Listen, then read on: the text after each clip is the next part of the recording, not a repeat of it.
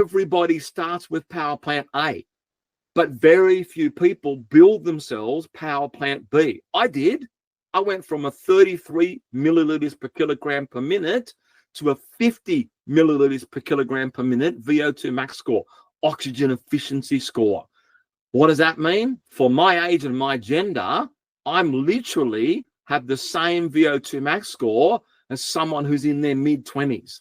That's mostly unheard of. But as I'll show you through our video series here, I'm going to go through how anyone, now regardless of your genetics and your background, can go from what I had, which was an average power plant A, to having power plant B with a high VO2 max score.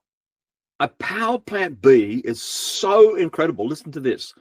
Of all the doctors I've interviewed, over 100 of them on my podcast series now, one of the parts of research that I found out about is a person with a low VO2 max score compared to a person with a high VO2 max score is 400% more likely, this is incredible, to die in any given year. That's how powerful it is if you go out there and learn the science of how to raise your VO2 max score. By the way, it's nowhere near as complicated as you think it is. Someone like Dr. Peter Attia, the famed author and podcast host, he's a New York Times bestseller on a book called Outlive, says that the VO2 max score, your oxygen efficiency, is the single greatest predictor of all-cause mortality.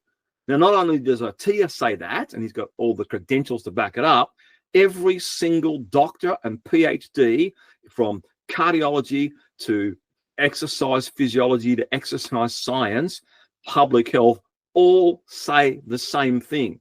They're backing up because that's what the research proves. So why does this happen? Let me wrap up this segment on the science of it. Why does a high VO2 max score produce such a powerful impact at improving your longevity?